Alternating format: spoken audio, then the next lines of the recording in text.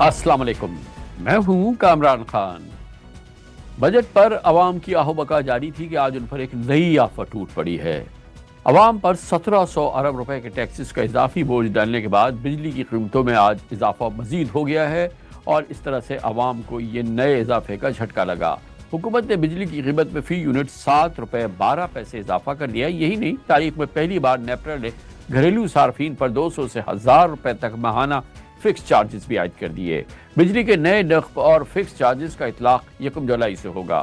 खुदा की पनाह के शदीद गर्मी में खेच तान कर 200 यूनिट तक महदूद रहने वाले प्रोटेक्टेड सार्फिन के लिए भी बिजली का फी यूनिट 4 रुपए 10 पैसे महंगे कर दिया गया है। बिजली की बुनियादी टैरिफ में इजाफे से सार्फिन पर तकरीबन 600 अरब रुपए का इजाफी बोझ पड़ेगा। हालिया इक़दाम के बाद नून लीगी हुकूमत का इमेज यकीनी तौर पर जमीन बोस हो चुका है। 2022 में नून लीग की इक़्तिदार संभालते वक्त मुल्क में बिजली का बुनियादी टैरिफ 14 रुपए 37 पैसे था, जो आज 21 रुपए 13 पैसे महंगा होकर 35 रुपए से भी बढ़ चुका है। और सरचार्जेस, टैक्सेस, ड्यूटीज वगैरह शामिल होने के बाद औसतन अब 70 रुपए का होने जा रहा है। महंगे बिजली बिलों की सस्ताई हुई इस कौम के इलेक्शन मुहिम के दौरान नवाज शरीफ, शहबाज शरीफ, मरियम नवाज के वादे पूरी कौम याद कर रही है, जहां पर हर रोज बिजली की आफत उसके सर पर टूट रही है। पाकिस्तान इस वक्त IMF के साथ एक बड़े कर्ज प्रोग्राम के लिए मुज़ाकरात कर रहा है, जिसके लिए पेशगी इक़दामात के तौर पर बिजली की कीमतों में इजाफा नागुज़ीर था। खबरें हैं कि IMF ने वज़ीर आज़म की जानिब से सनतों को 35 रुपए फी यूनिट बिजली देने के लिए 200 अरब रुपए के पैकेज को भी मुस्तरद कर दिया है। दरअसल बिजली का शोबा हुकूमती नाअहली और करप्शन के बाइस तबाहाली का शिकार है और इसका खमियाजा सिर्फ अवाम को भुगतना पड़ रहा है। तकलीफ दे बात यह है कि अवाम की रगों से आखिरी खतरा तक निचोड़ लेने के बावजूद बिजली का निज़ाम बेहतर नहीं हुआ है। इस वक्त मुल्क में बिजली की औसतन पैदावारी लागत 8 रुपए 74 पैसे फी यूनिट है, जो अवाम को 70 रुपए तक मिल रही है। बिजली के शोबे में जेर गर्दिश कर्जों का हजम अब 2630 अरब रुपए हो चुका है और इसमें सबसे बड़ा हिस्सा IPPs का है, जिन्हें पिछले माली साल की हुकूमत ने 1870 अरब रुपए की अदायगी की और मौजूदा माली साल में 2100 अरब रुपए मजीद अदा करने हैं। पाकिस्तान में बिजली का बहरान पाकिस्तान के अवाम के लिए सबसे बड़ा बहरान, इस पर बात करेंगे और इसके लिए हमें ज्वाइन कर रहे हैं जनाब अवैस अहमद लगारी, वफाकी वजीर पानी और बिजली। बहुत बहुत शुक्रिया लगारी साहब, आपने हमें ज्वाइन किया है। इत्तेफाक की बात है कि जब आखिरी बार आप वजीर बिजली थे, जब भी ये मौजू था, आज भी ये मौजू है, साल हाथ साल गुजर रहे हैं और ये हमारी बातचीत जारी है और बिजली का फी यूनिट अब 70 रुपए के करीब हो गया है, जिस पर हम आपसे बात कर रहे हैं। बजट पर लोगों की आहो बका अक्रॉस द कंट्री, पूरा मुल्क में जो है आम आदमी जो है वो रो रहा है और अब आज फिर बिजली की कीमतों में इजाफा हो रहा है और बहुत ही खातिर ख्वाह बड़ा इजाफा हो रहा है। लगाड़ी साहब, आप अवाम को क्या एक्सप्लेन करेंगे, किस तरह से उनके आंसू पूछेंगे, क्या आपके पास इसकी तशरीह है जो अवाम की समझ में आए? बहुत शुक्रिया कामरान खान साहब, आपने मुझे इनवाइट किया और आपकी जो शुरू में इंट्रोडक्शन थी, मैं बहुत ही जी माजरत के साथ, क्योंकि आपकी बड़ी अच्छी रिसर्च होती है, लेकिन मैं कुछ फैक्ट्स हैं जो आपने गलत पेश किए और मैं उनसे इत्तेफाक नहीं करता। एक तो आपने ये बात बताई कि 8 रुपए की कीमत बिजली की है और वही बिजली 70 रुपए की दी जा रही है। किसी भी लिहाज से 8 रुपए की कीमत बिजली की नहीं है। बिजली की कीमत सिर्फ उसके तेल की कीमत या पानी की कीमत या जो भी चीज़ जो उसमें ख़ाम माल इस्तेमाल होता है उसकी बुनियाद के ऊपर नहीं तसव्वुर की जाती किसी भी दुनिया में। ना ही किसी कारोबार में सिर्फ उसके फ्यूल की कीमत को लिया जाता है, उसके और भी बहुत सारे अनासर होते हैं जिसके अंदर इन्वेस्टमेंट्स होती हैं वगैरह वगैरह। ये बात करने के बाद मैं इस बात को भी तस्लीम करता हूँ कि पाकिस्तान उन मुल्कों, उन ममालिक में से एक है जहाँ बिजली की पैदावार की कीमत और उसकी तरसील की कीमत और जिस कीमत पे लोगों को दी जा रही है वो महंगी है। उसकी मुख्तलिफ वजूहात हैं, सिर्फ उसकी, हाँ, हमारे सिस्टम के अंदर इनएफिशिएंसी ज़रूर हैं और मैं उसका बिल्कुल तस्लीम करता हूँ, जिसको ठीक करने के अज़म से ही हमने आज से 3 महीने पहले हुकूमत को संभाला है। लेकिन उसकी सिर्फ वो वजूहात नहीं हैं, उसकी वजूहात चोरी, रेट ऑफ द गवर्नमेंट ना होना, हमारी कंपनीज़ की इनएफिशिएंसीज़, जिन प्लांट्स को नवाज़ शरीफ साहब ने 2013 से 18 के बीच में लगा के पाकिस्तान को अंधेरों से निकाला था, उन प्लांट्स का इस्तेमाल ही नहीं हो रहा। ہماری اکنامک گروتھ ہی نہیں ہوئی تو ان کا خرچہ کم اماؤنٹ کے یوزرز کے اوپر پڑا ہے بدقسمتی سے. اس کی مانگ کو ہم نے زیادہ بہتر کرنا ہے, اس کی قیمت کو نیچے لے کے آنا ہے. اور میں آپ سے 2 منٹ ذرا چاہوں گا, خاص طور پہ اس وقت قیمت کی جو بڑھوتی ہوئی ہے اس کے اندر جو بڑی ہے, جو آج الیکٹرانک میڈیا کے اوپر اور سوشل میڈیا کے اوپر چل رہا ہے. ہم نے اس کی ایک کیمپین لانچ کی ہے, میں نے سینٹ میں بھی ایک آفیشیل بیان دیا ہے. یہ غلط کہہ رہے ہیں آپ. یہ اس وقت 5 روپے 72 پیسے جون 2023 کے بیس ٹیرف کے اندر اس کا اضافہ ہوا ہے. جون اس وقت جو آپ نے اس مہینے بل پے کیا ہے کامران خان صاحب, آپ نے اور میں نے اور عام آدمی نے, اس بل کے اندر جو اضافہ جولائی 1 سے ہوگا وہ یہ نہیں ہے جو آپ کہہ رہے ہیں. میں آپ کو ایگزامپلز دے رہا ہوں, فیکٹس کے ساتھ بتا رہا ہوں. جو لائف لائن کسٹمر ہے ہمارا, سب سے غریب طبقہ جو ہے جس کے تقریباً 13 لاکھ میٹر ہیں, اور جو پروٹیکٹڈ طبقہ ہے جس کے 1 کروڑ 55 لاکھ میٹر ہیں, وہ 7 روپے 56 پیسے اس وقت بجلی کا دے رہے تھے, اور وہ جولائی کے بعد 7 روپے 65 دیں گے. اور جو 1 کروڑ 55 لاکھ ہیں وہ 19 روپے 87 پیسے دے رہے تھے, اور اب 20 روپے 48 پیسے دیں گے. اور جنوری 2025 میں وہی کسٹمر پھر اس کی قیمت نیچے گر کے 15 روپے 27 پیسے ہوگی. جس کیٹیگری کا آپ پوچھنا چاہیں میں آپ کو فگرز دوں گا, اور میں آپ کو اس کا باقاعدہ چارٹ بھی دوں گا تاکہ آپ اپنے تمام جو دیکھنے والے ہیں ان کو دکھا سکیں آپ. تو پاکستان کے اندر جو بجلی کی قیمت کا جو ٹیرف ہے نا, جس کا آپ بیان کر رہے ہیں, اس کو اگر عام آدمی کی زبان میں سمجھانے کے لیے بتایا جائے اور جو بلوں کے اوپر اس کا آئے گا وہ یہ ہے جو میں آپ کے سامنے بیان کر رہا ہوں, جس کے فگرز. تو لگار صاحب, یہ جو آپ نے بتایا جو بیس ہمارا کسٹمر ہے وہ جو کہ اب 20 روپے آپ نے بتایا something 20 plus rupees per unit اس کو مل رہی ہے, یعنی کہ جو ہمارا بنیادی ہے جو 0 سے 200 یونٹ والا. جی. تو بجلی کی قیمت جو آپ نے فرمائی, جو کہ ہمیں پتہ ہے کہ اس وقت پاکستان میں ایک عام پاکستانی کو اس والے کو نہیں, جو کہ ایک عام پاکستانی دوسرا ہے, اس کو تقریباً 60 65 70 روپے فی یونٹ مل رہی ہے. تو یہ جو فرق ہے 1 کروڑ اور باقی یہ بھی غلط ہے, یہ بھی آپ کا بیان غلط ہے. 1 کروڑ 55 لاکھ لوگ, 1 کروڑ 65 لاکھ لوگوں میں سے 1 کروڑ 55 کو 19 روپے 87 پیسے آج مل رہا ہے, اور 1 جولائی کے بعد 20 روپے 48 روپے ود ٹیکسز پڑے گا. جو بالکل لائف لائن ہے اس کو 7 روپے 56 پیسے کا مل رہا ہے. جو 300 یونٹ سے کم والا ہے اس کو 42 روپے کا پڑ رہا ہے. جو 300 سے 700 یونٹ والا ہے اس کو 54 روپیز کا پڑ رہا ہے. جو 700 سے زیادہ ہے اس کو 60 روپے کا پڑ رہا ہے. اور ان 60 روپے اور 54 روپیز والے کا 4-5 روپے فی یونٹ اوپر جائے گا, لیکن پھر جنوری میں پھر نیچے آ جائے گا اپنی اس وقت کی سطح کے اوپر. اور یہ غلط فہمی ہے, اور میں آپ کا مشکور ہوں کہ آپ نے مجھے موقع دیا اس غلط فہمی کو کلیریفائی کرنے کے لیے.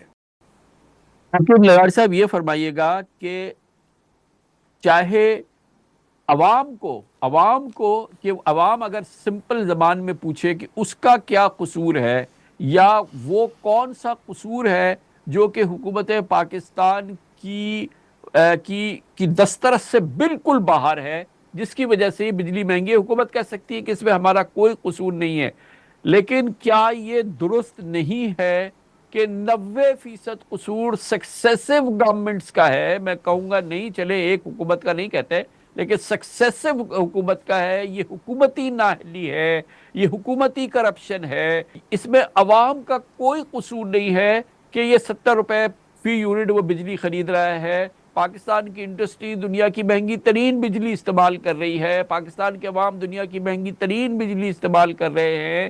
آج بھی اس میں مزید 7 روپے اضافہ ہو رہا ہے. اس بیچاری 25 کروڑ عوام کا تو اس میں قصور نہیں ہے نا. یہ قصور در قصور حکومت کا ہی ہے نا, ہماری قیادت کا ہی ہے نا. آپ سے زیادہ میں ایموشنل ہوں اس معاملے میں خان صاحب. یہ نہ صرف حکومتوں کا قصور ہے, یہ ان کا بھی قصور ہے جنہوں نے اکنامک گروتھ ہوتے ہوئے پاکستان کو منجمد کیا. جس گروتھ کا سوچ کے اتنی زیادہ کیپیسٹی ہم نے 2013 اور 18 کے بیچ میں لگائی، وہ کیپیسٹی استعمال ہی نہیں ہوئی. اگر ہم 6% گروتھ کے اوپر گرو کرتے رہتے، اگر پاکستان کی اکانومی گرو کرتی رہتی، تو آج آپ کے اوپر کم از کم 900 سے 1000 ارب روپے کا بوجھ صرف اس کی وجہ سے کم ہوتا. آج میں مانتا ہوں، آج ہماری جتنی بھی ڈسٹریبیوشن کمپنیز جن کو مختلف حکومتیں سنبھالتی رہ گئی ہیں، جس سے تنگ آ کے ہم فیصلہ کر چکے ہیں کہ ان کو نجی شعبے کے اندر دیا جائے اور 1 سے 1.5 سال میں کر کے دکھائیں گے انشاءاللہ، وہ آج آپ کو صرف عوام کے صارفین کے اوپر، لوگوں کے اوپر 600 ارب روپے سالانہ کا بوجھ صرف اس بےایمانی کے انفراسٹرکچر کی اوپر ہے، جس کے اندر لوگ نہ صرف بجلی چوری محکمے والے ان کے ساتھ مل کے کر رہے ہیں، بلکہ اپنی جیبوں کو بھی بھر رہے ہیں. تو 600 ارب یعنی 6 روپے فی یونٹ کا تو نقصان صرف ان ڈسٹریبیوشن کمپنیز کی وجہ سے ہو رہا ہے. میں مانتا ہوں میں نے شروع میں آپ سے عرض کیا اور آپ نے مانا اس بات کو کہ ماشاءاللہ یہ آپ پہلی بار وزیر بجلی نہیں بنے. ہماری گزشتہ حکومتوں میں بھی آپ کے ساتھ بات ہوتی رہی ہے، ہر حکومت سے بات ہوتی رہی ہے. جب بھی آپ نے فرمایا کہ یہ جو بنا اور الحمدللہ انہی سالوں میں نواز شریف صاحب نے لوڈ شیڈنگ کا خاتمہ کیا تھا. یہ مجھے یہ فرمایا کہ جو آپ نے فرمایا کہ ہم 1.5 سال میں ڈسکوز کو پرائیویٹائز کریں گے، اس پروگرام کے تمام ناظرین گواہ ہیں کہ یہ ہم 15 سال سے سن رہے ہیں کہ ہم ڈسکوز کو کریں گے. اس میں متعدد ابھی آپ نے فرمایا آپ کی حکومت نہیں، اب آپ نے فرمایا کہ 1.5 سال میں کریں گے، لیکن جس حکومت کو آپ ریپرزینٹ کر رہے ہیں یہ تقریباً 2 سال سے حکومت میں ہے. شہباز شریف صاحب وزیر اعظم رہے ہیں پی ڈی ایم کے. اس دوران انہوں نے کون سا ایسا قدم کیا جس سے وہ لگ رہا ہو کہ وہ ان ڈسکوز سے چھٹکارا حاصل کرنا چاہ رہے ہیں، یا اس کے اندر کوئی بڑی اصلاحات کر دی ہیں، یا کچھ بھی انہیں چلے عمران خان کا دور چلے، میں آپ ضرور یہ کہیں گے وہ تباہی کا دور تھا اس سے پہلے کا. اب تو شہباز شریف صاحب تھے نا، انہوں نے اس ڈسکوز کو کیا کیا جب آپ کہہ رہے ہیں کہ اگلے سال 1.25 سال کے اندر ہم اس کو پرائیویٹائز کر دیں؟ انہوں نے کیوں نہیں کیا؟ انہوں نے کون سی بہتری لائے؟ دیکھیے میں آپ کو بتا دوں، دیکھیے کامران بھائی، عمران خان کے دور کے پیچھے چھپنے کا تو کچھ تک ہی نہیں بنتی. ہم تو اپنے دور میں ہیں، اپنے دور کے لیے مکمل طور کے اوپر جواب دہ ہیں. میں آپ کو بتاؤں آج اس دور میں اور اس دور میں کیا فرق ہے.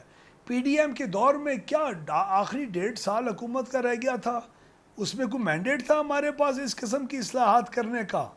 یہ 5 سال کے دور کے اندر یہ مینڈیٹ اوپنلی اناؤنس کر کے آئے ہیں. اور دوسرا میں آپ کو بتاؤں کامران بھائی، پرائم منسٹر کا پرائیویٹائزیشن کا پورا ریزولو ہے. آپ کو یاد ہے 25 سال پی ٹی سی ایل کی پرائیویٹائزیشن کا ڈھنڈورا پیٹا جاتا تھا.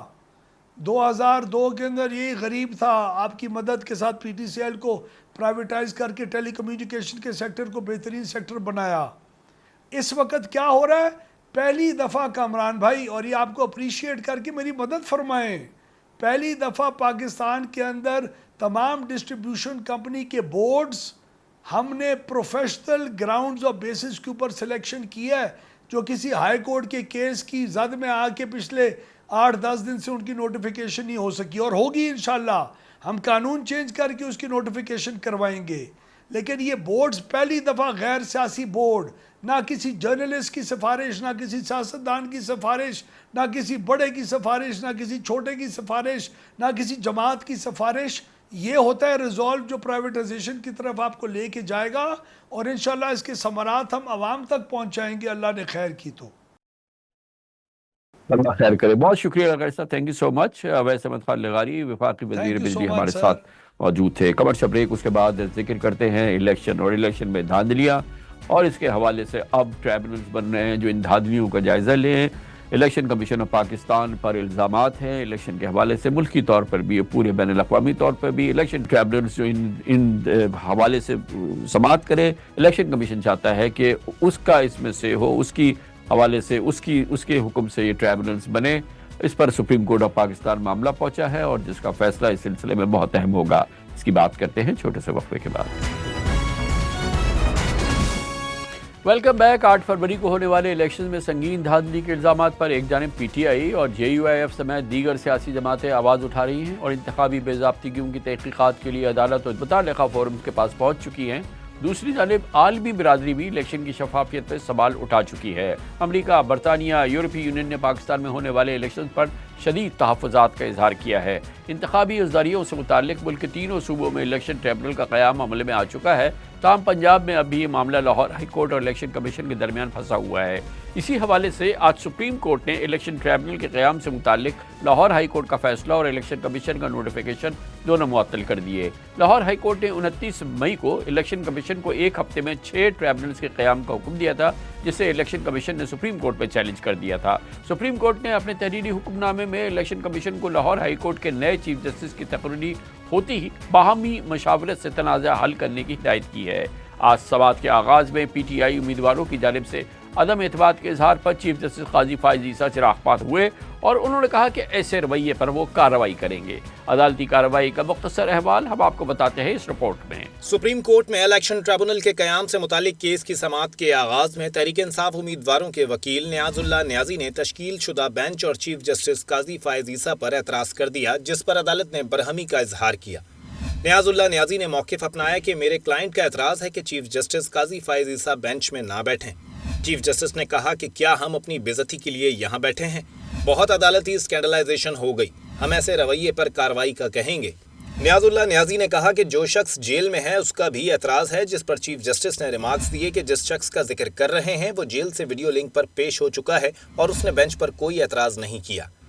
चीफ जस्टिस काजी फायज़ ईसा ने कहा कि अदालत को स्कैंडलाइज करने वाले वकील का लाइसेंस मुअत्तल करेंगे। ऐसा नहीं हो सकता कि जो मुंह में आए कह दें, बस आप लोग केस खराब करना चाहते हैं। जस्टिस जमाल मंदुखेल ने इलेक्शन कमीशन के वकील सिकंदर बशीर मोहम्मद से इस्तफसार किया कि क्या चीफ जस्टिस इलेक्शन कमीशन की पसंद नापसंद का पाबंद है?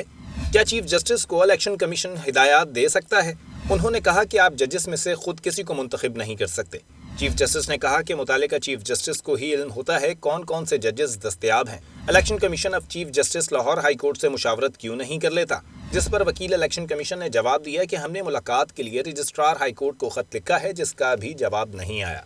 जस्टिस अकील अब्बासी ने पूछा कि बतौर chief justice Sindh high court जो नाम दिए वो कबूल कर लिए गए? पंजाब में इलेक्शन कमीशन ने क्यों मसला बनाया हुआ है?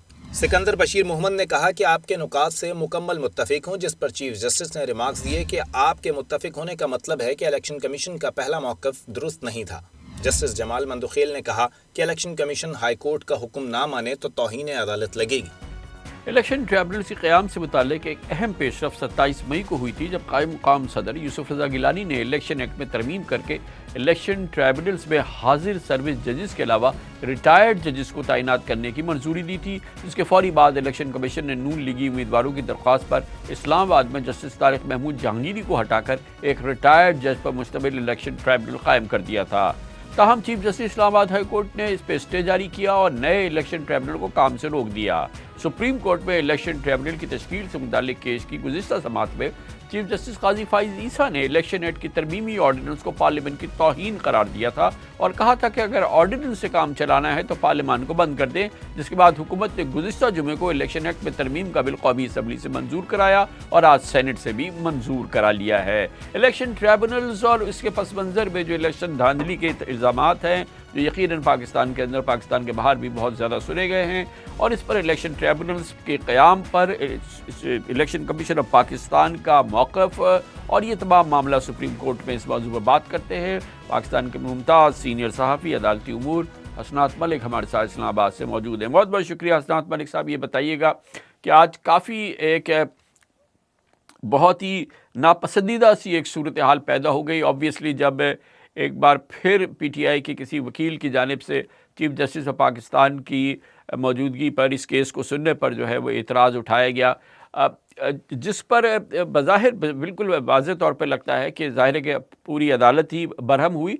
गो कि इस अदालत के जो ख़ास तौर पर ट्रिब्यूनल्स के मामले पर इलेक्शन कमीशन का पाकिस्तान का मौक़िफ़ रहा है, अब तक जितनी भी हमने समाअत देखी हैं, चाहे वो लाहौर हाई कोर्ट हो, चाहे वो इस्लामाबाद हाई कोर्ट हो, चाहे इवन सुप्रीम कोर्ट हो, इलेक्शन कमीशन के मौक़िफ़ की बहुत ज़्यादा हिमायत हमें कहीं नज़र नहीं आई है। जी, کامران صاحب اس میں کوئی شک نہیں ہے کہ سپیریئر جوڈیشری میں اس وقت 120 سے زائد ججز ہیں. اگر ہم کہیں کہ میجارٹی ججز، بلکہ میجارٹی سے زیادہ 2/3 سے بھی زیادہ، وہ الیکشن کمیشن کا جو کنڈکٹ ہے اس 2024 کے الیکشن میں اس پہ سوالات اٹھا رہے ہیں. لیکن ان کو ہر دفعہ جو ہے چیف جسٹس قاضی فیصل ریسکیو کرتے ہیں. آج بھی جو ہے وہ جو بینچ جس طرح کمیٹی نے تشکیل دیا اس میں وہ ججز نہیں تھے جنہوں نے ریزرو سیٹ کے کیس میں الیکشن کمیشن کے کنڈکٹ پہ سوالات اٹھائے تھے. ججز کا چناؤ ایسا کیا گیا کہ وہ ججز جو صرف جو ہے وہ یہ معاملہ دیکھیں الیکشن کمیشن کے کنڈکٹ پہ سوالات جن کا یہ ماضی نہ رہا ہو کہ جنہوں نے اٹھائے ہوں. لیکن بہت بڑا سرپرائز ہوا بینچ کے سربراہ کو بھی، آڈینس کو بھی، جب جسٹس عقیل عباسی اور جسٹس جمال مندوخیل نے الیکشن کمیشن پہ سیریس قسم کے ریزرویشن شو کی اور انہوں نے کہا کہ آپ نے لاہور ہائی کورٹ کے 4 ججز پہ اعتراضات کن بنیادوں پہ لگائیں. اس کا جواب نہیں تھا. پھر انہوں نے کہا کہ جی آپ لاہور ہائی کورٹ سے کیسے پینل مانگ سکتے ہیں. پھر جسٹس عقیل عباسی کا یہ بھی سوال تھا کہ پنجاب میں اتنا یہ معاملہ کیوں ہو رہا ہے، کیوں اتنا سینسٹیو چیزیں چل رہی ہیں پنجاب میں. تو یہ بڑا سرپرائز تھا کہ جسٹس عقیل عباسی جو ابھی 1 ہفتہ بھی نہیں ہوا وہ سپریم کورٹ میں ان کو ایلیویٹ کیا گیا ہے. تو بڑا کم ہوتا ہے کہ ایسا جونیئر جج اور جو خاص کر جو چیف جسٹس جو ان کو نامینیٹ کر رہا ہو ان کے اوپینین سے اختلاف کر کے وہ الیکشن کمیشن کے کنڈکٹ پہ سوالات اٹھا رہے ہیں. باقی فائنل فیصلہ اس حد تک تو ہو گیا کہ لاہور ہائی کورٹ کا جو ججمنٹ ہے وہ سسپینڈ ہو گیا، کیونکہ قاضی فیصل صاحب اس معاملے میں بڑے کلیئر تھے کہ جی وہ ججمنٹ، وہ جو نوٹیفیکیشن ہے لاہور ہائی کورٹ کا وہ سسپینڈ کرنا ہوگا. لیکن جو سوالات اٹھائے گئے اس سے بظاہر یہ لگ رہا ہے کہ لاہور ہائی کورٹ کا ججمنٹ اگر آپ کہیں کہ سیٹاسائڈ ہوگا وہ بڑا مشکل ہے. اب بال ساری جسٹس عالیہ نیلم جو نامزد ہیں لاہور ہائی کورٹ کی چیف جسٹس ان کے کورٹ میں جو ہے وہ ڈال دی گئی ہے. اب ان پہ منحصر ہے کہ کیا جو جج ملک شہزاد صاحب as a Lahore high court chief justice جو نامینیٹ کیے تھے کیا وہ انہی کو انڈورس کریں گی یا کوئی نیا نام یا کوئی اور ہوگا. لیکن ایک چیز جو ہے جس میں ہم دیکھ رہے ہیں کہ جو الیکشن کمیشن کو ٹائم ملا ہے اس میں اب جو لیجسلیشن ہو رہی ہے ریٹائرڈ ججز کو ٹریبیونل جو ہے وہ ان کے نوٹیفائی کیا جائے ریٹائرڈ ججز کو، تو وہ میرا خیال ہے سکسیس ہو جائے گا ان کا. تو اس پورے نظام میں اگر ہم دیکھیں فروری سے لے کے اب تک الیکشن کمیشن کے ساتھ جو ہے وہ جو الیکشن کمیشن کو سپورٹ ہے وہ صرف جسٹس قاضی فیصل کی ہے پوری اعلیٰ عدلیہ میں. باقی پوائنٹ آف ویو آپ نے ریزرو سیٹ کے کیس میں بھی جیسے اطہر من اللہ، جیسے منیب اختر، جیسے منصور علی شاہ نے بلکہ کہا کہ منٹس آف دا میٹنگ دکھائیں الیکشن کمیشن کے کہ کس بنیاد پہ آپ نے جو ہے وہ ایک پارٹی کو جو ہے وہ ایلیمینیٹ کیا جنوری 13 کی غلط انٹرپریٹیشن کر کے. تو اس قسم کے بڑے کڑے سوالات آ رہے اسی ہیں. موضوع پر گزشتہ سماعت میں چیف جسٹس قاضی فائز عیسیٰ نے بھی جو ایک بنیادی سوال ہے کہ اب جب الیکشن کمیشن کو یہ نظر آیا کہ ایک تو بنیادی چیز یہ ہے کہ اعتراضات تو الیکشن کمیشن کے کنڈکٹ پر ہیں، جو اعتراضات ہیں، جو دھاندلی کے الزامات ہیں وہ الیکشن کمیشن پر ہی ہیں، اور الیکشن کمیشن پھر عدلیہ کے چیف جسٹس کے نامزد کردہ جو ٹریبونلز ہیں اس کو مسترد کر رہا ہے، اور پھر اس کے بعد جو حکومت ہے وہ اور جو صدر ہیں وہ ایک آرڈیننس کے ذریعے اس بات کو پش کر رہے ہیں کہ جو الیکشن کمیشن کے چاہتی ہے کہ ریٹائرڈ ججز پہ مشتمل ٹریبونلز بن جائے. تو یہ جو معاملہ ہے جو کہ ظاہر ہے کہ بظاہر بھی اور ویسے بھی اس پہ کافی سوالات اٹھ رہے ہیں. قاضی فائز عیسیٰ صاحب نے بھی گزشتہ سماعت میں اس پر اپنے تحفظات کا اور اعتراض کو نمایاں کیا تھا. جو ہم بات کر رہے ہیں یہ بات تو انہوں نے بھی کی تھی کہ آرڈیننس کے ذریعے آپ یہ سب کچھ کرا لیتے ہیں، مگر ظاہر ہے کہ اب حکومت نے تیزی سے اس کو قومی اسمبلی سے اور آج سینٹ سے منظور کرا لیا ہے. جی جسٹس قاضی فیصل کا جو آرڈیننس پہ اعتراض تھا، آبجیکشن بھی ان کے کنسرن بھی تھے، اسی وجہ سے آپ نے دیکھا ہوگا کہ اسمبلی میں یہ بل جو آرڈیننس ہے یہ اس کو کوشش کی جا رہی ہے کہ ایک ایکٹ میں کنورٹ کیا جائے، اپروول لے لی جائے. لیکن ہم دیکھ رہے ہیں کہ الیکشن کے معاملات بڑے کرٹیکل 3 کروشل کیسز اس وقت سپریم کورٹ میں ہیں. جنوری 13 کا فیصلہ تو چلیں ہو گیا، اس جس سے ایک لارجسٹ پارٹی کو سمبل سے وہ محروم ہوئی الیکشن سمبل سے. لیکن 3 کیسز ہیں. ریزرو سیٹ کا معاملہ ہے، پی ٹی آئی کی 78 سیٹیں جو ہیں وہ ان کو نہیں ملیں اور وہ دوسری جماعتوں کو مل گئیں. दूसरा मामला है कि क्या इलेक्शन कमीशन जो है वो रिकाउंटिंग कर सकता है जब ट्रिब्यूनल नोटिफाई हो जाएं, रिटर्न कैंडिडेट को भी जो है वो नोटिफाई हो चुके हैं, तो फिर क्या इलेक्शन कमीशन जो है वो रिकाउंटिंग कर सकता है। और तीसरा मामला जो ये आज ट्रिब्यूनल का, तीनों मामला जो है चीफ जस्टिस काजी फैसा के बेंच में है और तीनों में उनकी अप्रोच बड़ी वाज़ेह है कि वो इलेक्शन कमीशन के साथ बिल्कुल उनकी अनकंडीशनल, बिल्कुल वो कह रहे हैं कि एक आईनी इदारा है, इसकी रिस्पेक्ट करें, इलेक्शन के सारे मामलात हमें इलेक्शन कमीशन के ही सपुर्द करने हैं और इलेक्शन कमीशन को बनाया किसने, इन मेम्बरान को नोटिफाई किसने किया, सारा कुछ तो पीटीआई ने किया है। तो वो जो अनकंडीशनल जो एक सपोर्ट जस्टिस काजी फैसा किया इलेक्शन कमीशन को, वो जब तक है मेरा नहीं ख्याल कि हाई कोर्ट से फैसले तो आएंगे इलेक्शन कमीशन के खिलाफ, लेकिन अल्टीमेट सुप्रीम कोर्ट से, अनटिल अनलेस जब तक supreme court practice and procedure act के तहत जो कमेटी बनी है और कमेटी में जो 3 जजेस हैं जस्टिस काजी फैसा समेत, वो बेंचेस के क़याम में अगर उन जजेस को शामिल करेंगे जो इलेक्शन कमीशन के कंडक्ट पे सवालात उठा रहे हैं, उनमें से किसी जज ने बेंच प्रिजाइड किया तो फिर हालात चेंज होंगे। अदरवाइज इलेक्शन कमीशन के लिए इत्मीनान की सूरत हाल है, कोई उनको परेशानी नहीं है मौजूदा चीफ जस्टिस काजी फैसा के टेनोर में। लेकिन वही बात है ना कि जो कमेटी है जो कि बेंच बनाती है, उस बेंच में अगर हमने देखा है कि जो ख़ास तौर पे इलेक्शन ट्रिब्यूनल के मुताल्लिक़ हैं, धांधली के मुताल्लिक़ हैं, इलेक्शन कमीशन के मामलात जो हैं जो उन पर एतराज़ात हैं, तो उस हवाले से जो बेंच बनती है उसको लीड अगर चीफ जस्टिस ही करते हैं और चीफ जस्टिस का जैसा कि आपने फरमाया कि उनका हमेशा से इलेक्शन के बाद से इलेक्शन कमीशन के हवाले से काफ़ी इत्मीनान रहा है, तो बहरहाल इसमें चीफ जस्टिस का तो कसूर नहीं है, तो कमेटी बनाती है जो कि फिर इलेक्शन के मामलात जो बेंच सुन रही है और उसको लीड करें काजी फायजीसा। तो इसमें बहरहाल काजी फायजीसा साहब का अपना तो तन्हा कोई रोल नहीं है ना। जी बिल्कुल, इसमें कोई शक नहीं है कि कमेटी 3 मेंबरान पर मुश्तमिल है और मेजॉरिटी से फैसले होते हैं। अगर वो 2 जजेस समझेंगे जी ये जो है वो जज साहब बेंच पर रिजाइड करेंगे तो वो डिफरेंट होगा मामला, लेकिन ज़ाहिरी बात है चीफ जस्टिस काजी फैसा इस मामले में तो उनको क्रेडिट जाता है कि माजी में चीफ जस्टिस के पास अनलिमिटेड इख्तियारात थे, डिस्क्रिशन थी, वो जो मर्जी बेंच बना दें। अब तो कमेटी बनाती है, अगर कमेटी किसी बेंच को अप्रूव कर रही है तो इसमें जस्टिस काजी फैसा का कोई कसूर नहीं है या किसी, वो तो कमेटी ने अपनी विजडम से बनाना है। तो खैर ये मामला देखें, अब जो ट्रिब्यूनल का मामला है इसमें अगर इलेक्शन कमीशन एक कॉन्स्टिट्यूशनल बॉडी है तो जजेस जो हैं और जो चीफ जस्टिस हैं हाई कोर्ट के, वो भी एक कॉन्स्टिट्यूशनल पोस्ट होल्ड करते हैं, उनकी भी रिस्पेक्ट और इंडिपेंडेंस ऑफ जुडिशरी का मामला है। तो अब इन चीज़ों को बैलेंस करने की ज़रूरत है। बहुत शुक्रिया। असद मलिक हमारे साथ मौजूद थे। कमर्शियल ब्रेक, उसके बाद जिक्र रहेगा बरतानिया में भी इलेक्शन हो रहे हैं और आज वोटिंग हो रही है, बहुत इम्पॉर्टेंट है क्योंकि 14 साल बाद कंजर्वेटिव पार्टी का इक़्तिदार का सूरज डूबता नज़र आ रहा है।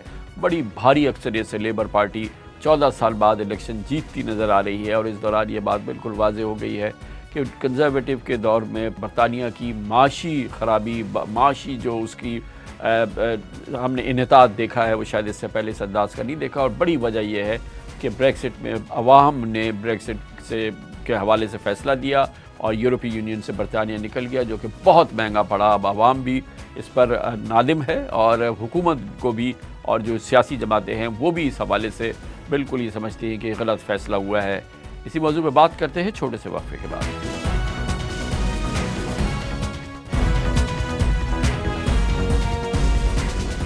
Welcome back. बरतानिया में इलेक्शन हो रहा है और 650 नशिस्तों पर इंतखाबात के लिए इस वक्त पोलिंग जारी है, जिसके बाद 14 बरस से मुसलसल बरसर इक़्तिदार कंजर्वेटिव पार्टी से छुटकारे और लेबर पार्टी को भारी जीत की पेशेंगोई वाज़ेह तौर पे है। बरतानवी मईशत के अंजर पंजर ढीले हो चुके हैं और यूरोपीय यूनियन से निकला कंजर्वेटिव पार्टी को बहुत महंगा पड़ा है, जिस पर बरतानवी आवाम शदीद नाला हैं। बरतानिया में इस वक्त महंगाई की शरह 4% से ज़ायद और बेरोज़गारी की शरह 4.5% के करीब है। इसके अलावा ब्रेक्सिट, कोविड और इसके अलावा यूक्रेन जंग, इमिग्रेशन पॉलिसी समेत गजा जंग पर इसराइल के खिलाफ झुकाव ने कंजर्वेटिव पार्टी के लिए मुश्किलात खड़ी कर दी हैं।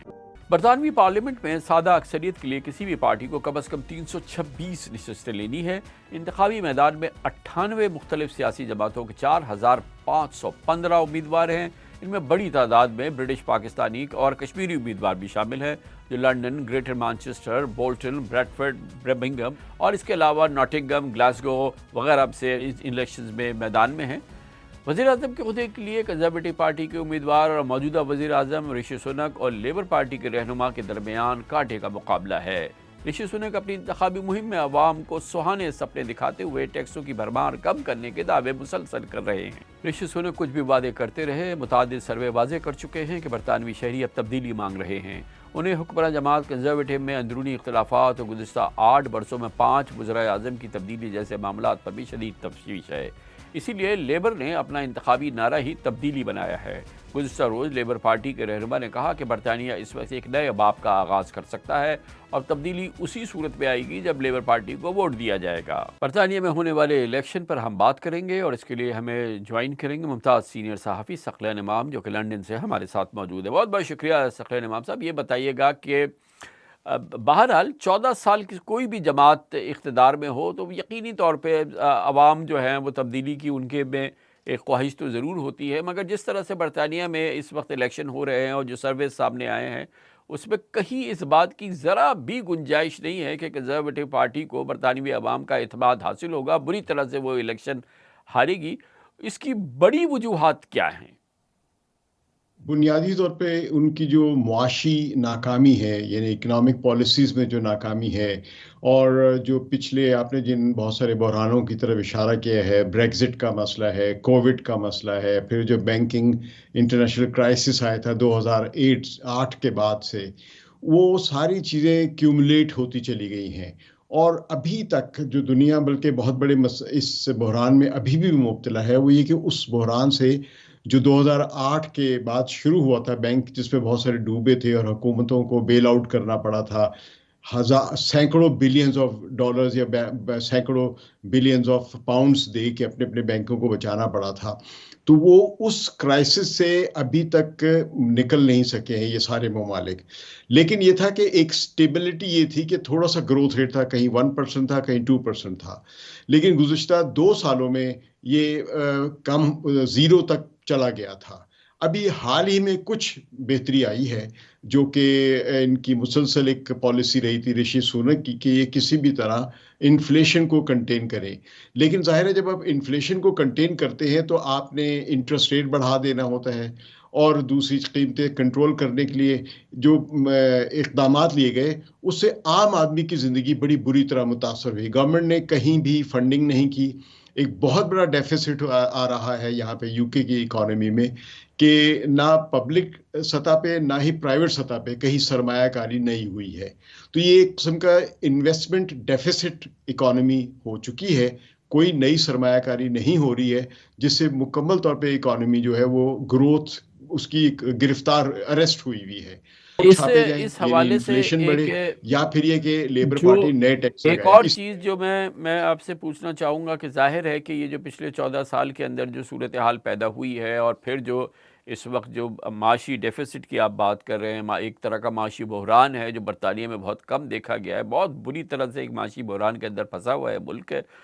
اس میں تمام ماہرین کہتے ہیں کہ بریگزٹ سے کا جو فیصلہ ہے وہ بہت کاسٹ کیا ہے برطانیہ کو، اور یہ ظاہر ہے کہ برطانوی عوام نے اس سلسلے میں 2 ٹوک رائے دی تھی، ٹوریز نے اس کو لے کے اس کا علم آگے بڑھی تھی، اور یہ فیصلہ بہت مہنگا پڑا ہے برطانیہ کو۔ تو برطانوی سیاست اور برطانوی عوام اس پہ کتنے نادم ہیں اس وقت؟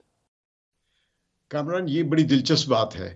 بریگزٹ ہر اکانومسٹ کو پتہ ہے کہ اس نے یو کے کی اکانومی کو ہلا دیا، یعنی آپ سمجھ لیے کہ ان کی کوئی 7 سے 8% کی جی ڈی پی نیگیٹو چلی گئی تھی بریگزٹ کے بعد کے حالات میں۔ لیکن کیونکہ یہ پاپولر ووٹ تھا، ریفرینڈم میں جیتے تھے بریگزٹ والے، اس لیے یہ ابھی تک یہی رائے ہے کہ عوامی سطح پر آج بھی بریگزٹ کی حمایت ہے۔ لیکن یہ ضرور ہے کہ جو بریگزٹ کے مخالفین ہیں جو واپس یورپین یونین میں جانا چاہتے ہیں، وہ یہی دلیل دے رہے ہیں کہ اس سے ہمیں بہت نقصان ہوا ہے۔ لیکن بڑی پارٹیوں میں، خاص طور پہ کنزرویٹیوز میں یعنی ٹوریز میں اور لیبر پارٹی نے ابھی تک اس کو ری اوپن کرنے کی بات نہیں۔ کے ایس اسٹارمر جو اس وقت لیبر پارٹی کے سربراہ ہیں، انہوں نے کہا کہ میری زندگی میں ہم واپس یورپین یونین میں نہیں جائیں گے، ہم بریگزٹ کو برقرار رکھیں گے۔ البتہ لب ڈیم ہو گئی یا گرین پارٹیز ہو گئی، اس قسم کی جو دوسری پارٹیز ہیں یہ ضرور کہتی ہیں کہ ہم جائیں گے، لیکن وہ میٹر نہیں کرتی، وہ کسی بھی ریفرینڈم کو چینج نہیں کر سکتی ہیں۔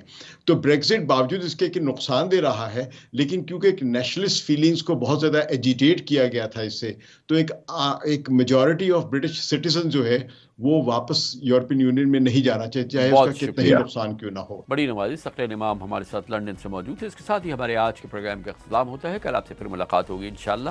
کل تک کے لیے کامران خان کو اجازت، اللہ حافظ، ناصر۔